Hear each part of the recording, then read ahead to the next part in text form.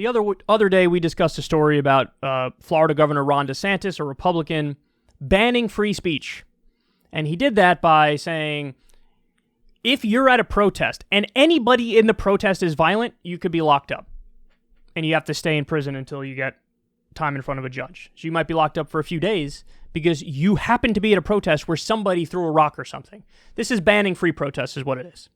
And he admitted, we're trying to reduce protests. That's why we're doing this. So you're banning free speech. That's what it is. Well, guess what? It's not just Ron DeSantis. Take a look at this. This is from the New York Times. And Reed J. Epstein says, new, Republicans in 34 states have introduced legislation to crack down on protesters. They'd bar people from student loans and state aid, boost penalties for unlawful assembly, and immunize drivers who strike protesters in the street. This is incredible.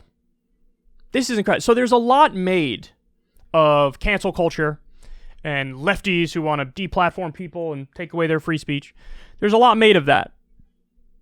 But what's interesting is that every time one of those issues arises, you'll notice it's actually not, legally speaking, a free speech issue. Because legally speaking, it's the government cannot take away your free speech. Technically, under our law, even though I don't agree with this, corporations can. I don't think that should be the case. I would change that law like this. But the way our system works now, they're allowed to do that. So oftentimes, when the right flips out about a crackdown on free speech, it's because some corporation bans some conservative voice or something, and they're angry about it. Funny enough, these issues here, this is actually cracking down on free speech, and it's illegal, and it's unconstitutional. This wouldn't get through a federal court. This would get slapped down before it reaches the Supreme Court, but if it reached the Supreme Court, they would scornfully slap down these laws. Whereas again, with the cancel culture stuff where the lefties go too far, usually it has nothing to do with the government.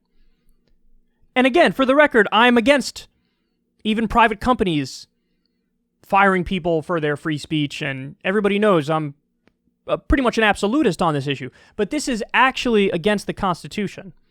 This is unconstitutional, this is illegal, and it's the Republicans who are pushing the crackdown on free speech, officially.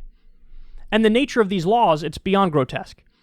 So, if you show up to one of these protests where anybody gets violent, sorry, you can't get student loans and you can't get state aid. So what, I guess maybe even no, unemployment in some instances. You lose your job, you need some money, you can't get the money because you were once at a protest where somebody threw a rock. You didn't do it, somebody else did it, doesn't matter. Even if somebody else did it, there should be consequences, but then they're freed and they could fully participate in society. None of this weird scarlet letter bullshit where you're blocked off from certain aspects of society. And there's been a number of the laws now that say, if you happen to unintentionally run over protesters, what are you going to do?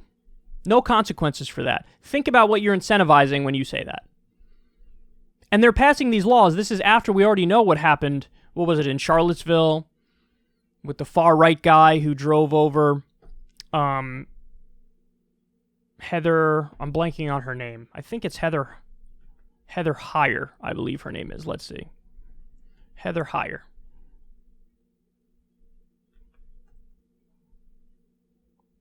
Yeah, Heather Heyer is her name. She was run over by a far-right, functionally a terrorist, because the person did violence for political reasons. That happened, and now Republican state governments are like, if protesters happen to get run over, tee-hee-hee, as long as it was inadvertent, what are you going to do? Tee-hee-hee. So look at the stuff they're incentivizing.